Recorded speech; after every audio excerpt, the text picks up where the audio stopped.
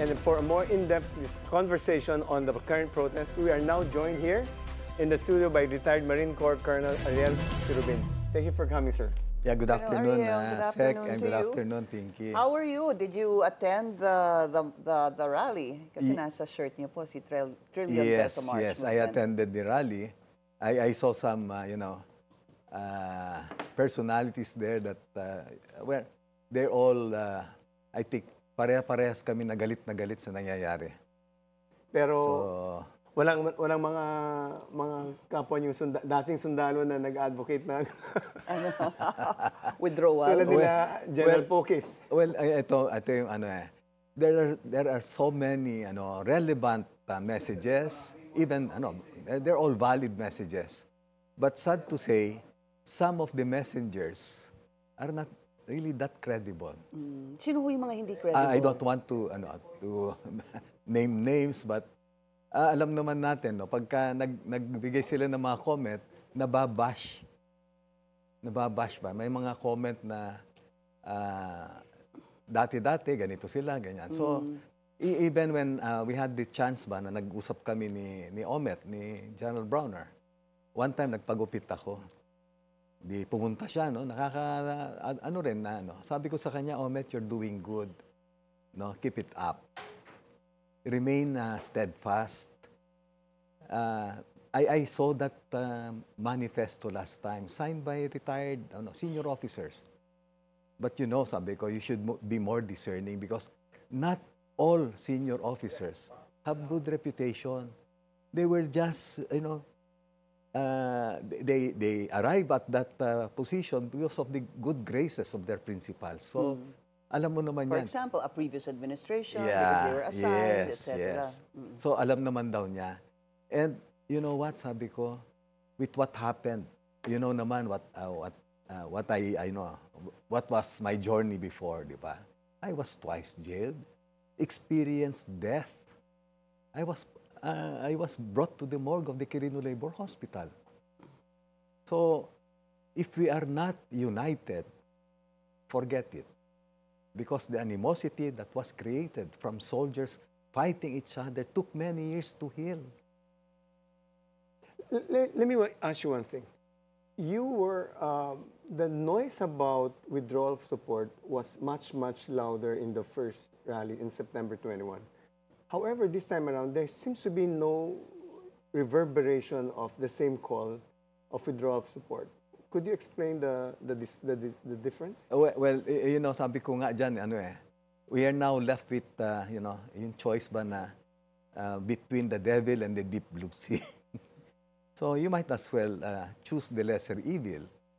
So nakita naman nila siguro na yung mga pinopropose nila, hindi tanggap ng taong bayan.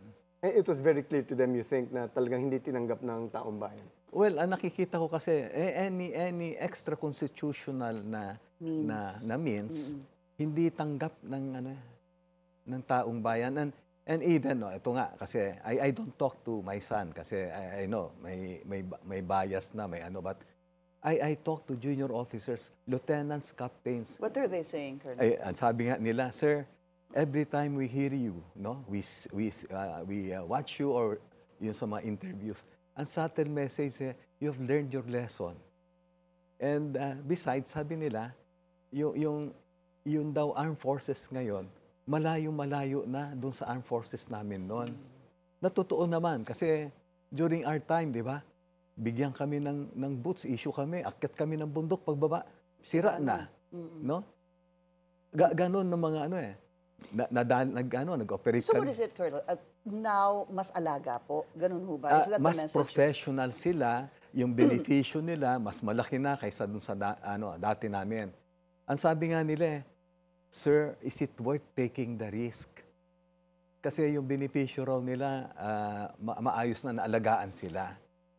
And besides, civil society cannot even get their acts together, which is true. Di ba? That disunity, I guess, also is becoming what, for lack of a better word, a turn-off maybe, no? Yeah, Very nakakalungkot. disadvantageous. We are so polarized, di ba? Na ang issue, corruption, pagkakataon natin na mag-unite Pero hindi natin na ano. It's like EDSA 1. What happened sa EDSA 1?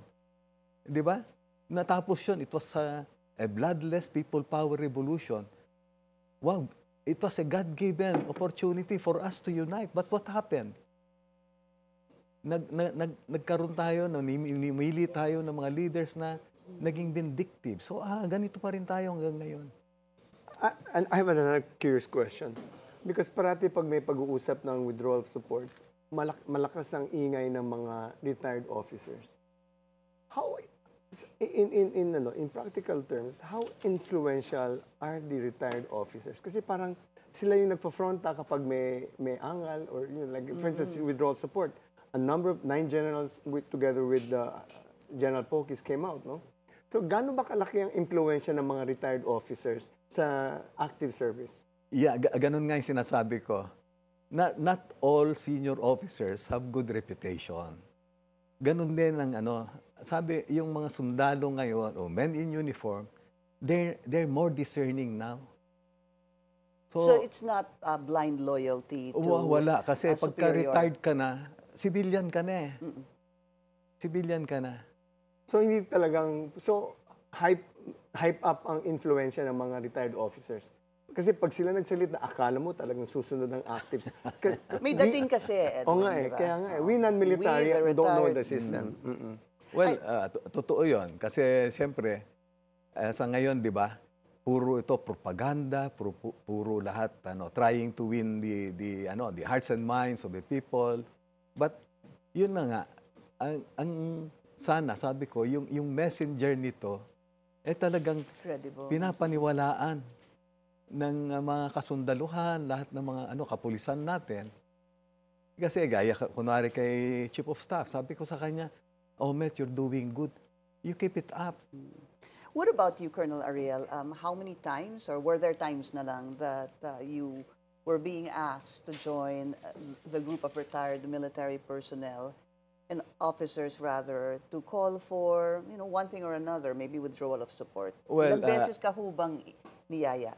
Di ba nahalata naman natin na they kept on mentioning my name, ganyan, kung saan-saan na, and then I was asked ba na i-post ko yung kanilang withdraw, yung manifesto in support of Sergeant Gutesa. So sabi Sergeant ko, Gutesa, yeah. ang sabi ko nga And you didn't, just so it's clear. yes, I you didn't. Why? Pag ginawa ko yun, di ako yung spokesperson nila. Pero kasi may premise din yun, Edwin, yung kay Colonel Ariel. Because when lumabas si Sergeant Gutesa, you actually wrote, had a Yes. Facebook post Yeah. that basically thanked him for his brave courage, etc.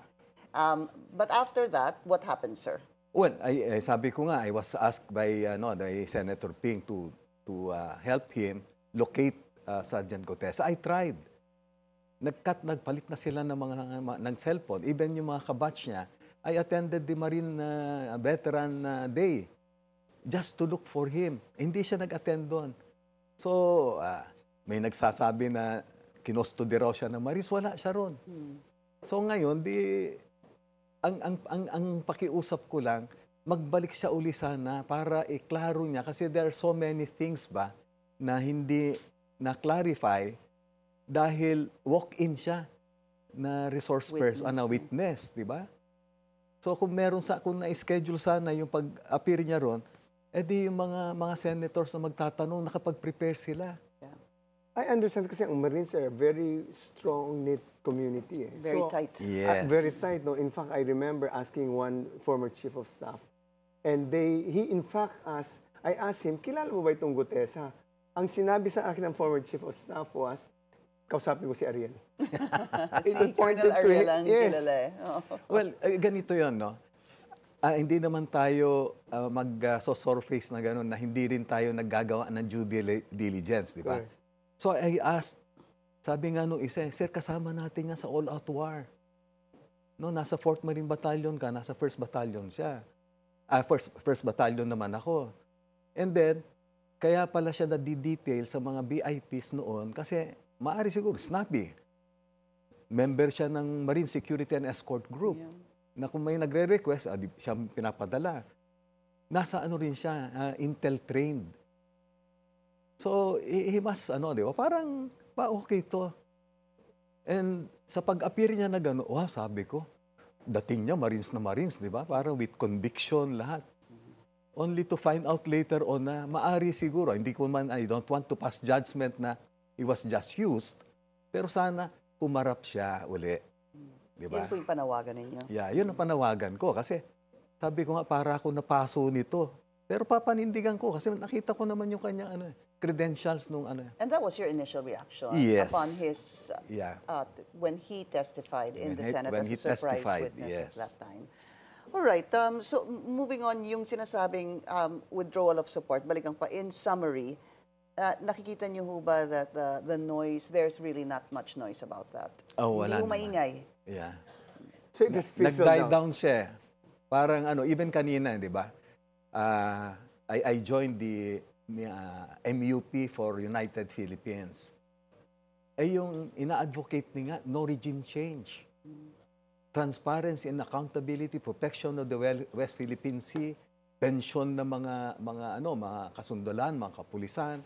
And then, meron silang ron na dapat naman talaga i-address, anti-dynasty. Yeah, we were talking about that earlier. Yeah. Colonel There was an Ariel. open letter, di ba, coming from the former officers, and Yes. especially advocating anti-political dynasty. Yes. We all should, Yeah. actually. We all should. Kasi alam din natin na yun ang source ng corruption na to. Absolutely, hindi ba? Tsaka, ang tagal na po nilang namamayagpag dyan, tama na. Nakaswerte na sila ng 38 years, tigilan na nila yun. No, seriously, I mean, Yeah. if you're a congressman, and to me personally, if you're a lawmaker, and that is part of the 1987 Constitution, isn't it your responsibility to pass an enabling law para po matuloy yung nakasulat sa Constitution? But you guys are not doing it, except for a few, of course, who have filed bills, but never really saw the... You know, I have a question for Colonel Ariel. And this is the kwento, no? The reservation of the active members of the armed forces on the withdrawal of support is one of the reasons why they refuse to do it, because they view Sara as pro-China. Let me ask you, as a retired officer, is that a valid reservation against Sara? Well, sa akin kasi may mga post sila na... Sino sila? Well, kasi sinusundan ko yung mga post ni Romy Pokis, di ba? Makikita mo na pro-China yung dating. Kaya nate-turn off even yung nasa active service. I see. So there's validation to that, na talagang one of the reservations talaga is medyo pro-China ang si Vice President image Sara ni VP Duterte. Sara. Plus, Sa akin, to be honest, kasi di ba, kami yung nandyan sa West Philippine Sea na yan. correct. Marines ang dati nagmaman dyan. What happened was, we were transferred to Bicol. Why? Because nag-escalate yung CPP-NPA. Di ba? Yung pinasabog nila yung bridge sa Sipocot. Anong ginawa? Anong nangyari doon? Pag-alis ng Marines doon, nag-intensify yung pagkamkam ng China, ng mga isla. Building of their Until artificial they islands. got mischief-free. When I went back, nagkaroon kami ng encounter 1999 before I went to Central Mindanao. Naka-recover kami ng laptop. Ang nakalagay doon, pinadala ko sa Solcom, sa Lucena, hindi nila nabuksan. Pinadala sa Manila. Pagbalik sa akin, nakalagay doon, strategic plans of the CPP-NPA. Strengthen foothold along the shorelines. Wow, kinikilabutan ako kasi mischief reef is a good transshipment point. And nung tinitrace ko na, yung nga, sabi ko, nung tinyente ko na nasa Mindanao naman tayo, yung secessionist groups, allegedly, ang nagsusupply ng firearms noon was Pakistan, a surrogate of China. So makikita natin ngayon na andun. Kaya, itong mga tao na sabi ko, are these patriots? Di ba? So, yun, kaya nate-turn off yung Well, this is the first time I've heard it from a military officer. But to me, it wasn't clear, pasensya na Colonel Ariel, doon sa tanong ni Edwin about VP Sara potentially having that image of being pro-China. Kasi sa akin po, ang inyong pagsagot ay binalikan niyo po yung nakaraan. Pero yung tanong, ulitin ko na lang po yung tanong, nag-aalinlangan ho ba ang active soldiers dahil meron pong perception na pro-China si VP Sara? Well, naririnig ko naman sa kanila na ganun nga yung kanilang perception. Okay. Na even yung past administration kasi, kanina yung mga kausap ko, ang kwento nga nila kaya maraming nawala daw na mga isla o mga ano natin kasi naklip yung yung wings natin nung nagdaang For administrasyon. the Duterte Well, that is administration. yung comment nila. So naririnig nyo din talaga yon. Yes, All yes. right. Wow, these are the comments of people who are on the ground. Yeah. So there is really validity to that, and it's not about incompetence. It's really more on her bias towards the People's Republic of China. Well, ganun ng mga and coming from junior officers nga, sabi ko, wow, ako nagugulat kasi sila iba na yung kanilang pananaw ngayon na sabi ko sana naman ito magtuloy-tuloy lang yung idealism nila lahat dahil yun ang hindi natin tuloy nung panahon natin, di ba? But I have a hypothetical question. But suppose she becomes president and she turns out to be really overtly pro-China. What happens now to the rank and file? Will they maintain their professionalism? Well, I don't want to speculate. I don't want to speculate. No? Yeah. Kasi even ngayon nga sabi ko, nagmeron silang nasabi na may nabanggit ako na tipping point. So ang tanong palagi kanina, sir, so kailan ba yung tipping point? Yeah. Pagka walang nakulong na malaking isda. Yeah, good, That could trigger, no? Siyempre, tapos mag-unite yung taong bayan. Ito na, yan yung nakikita natin na... Bakit? You know what? Because I think we should use mali ang analogy natin. Hindi dapat malaking isda, dapat malaking buhaya, di ba? Hindi na uso yung isda. Walang sinabi yung isda sa buhaya dito sa usapin na to. All right. So, what are your projections, sir? Yun ang nga sinasabi nyo, kailangan, yun ang pakiramdam nyo, na pakiramdam din ng tao na kailangan may makulong. Kasi right now, sino ba nakulong pa lang? DPWH officials from Mimaropa, hindi pa, regarding that Oriental Mindoro projects. Yung pa lang kasi yung first case that was filed before the Office of the Ombudsman, to which they filed a case before the Sandigan Bayan, kaya po nahuli sila, together with former ex-Congressman Zaldico, who cannot be found until now. So, do you think, as a last question, is there such thing as a time frame, sir? Well, ako kasi nakakalungkot lang din kasi lahat ngayon inilalabas nila through the bar of public opinion. It's so unfair din, di ba? Para doon sa mga na-accuse kasi they are presumed innocent. Yeah. And remember, bakit kamo maraming na-clear ba doon sa kaso ni Napoles noon? Kasi hindi masyadong malakas yung mga ebidensya na nilagay nila. Nagbago rin ng administrasyon kasi. So makikita, well sa akin kasi mahaba yung kwento ko pagdating sa ganyan na So, well, kailangan talaga na yung mga... Airtight. Airtight kasi kung makakawala sila later on na para bang... Pero ako maganda na makulong na sila lahat kasi non-bailable yan Hayaan natin Kahit yung mga kaso magdusa. na umusad, pero nakakulong sila. Yeah. Palagay ko yung taong bayan kahit papano, babalik yung tiwala nila. All right. To retired Marine Colonel Ariel Corubin. Colonel Ariel, good to see you again. Thank you so much for your time, sir.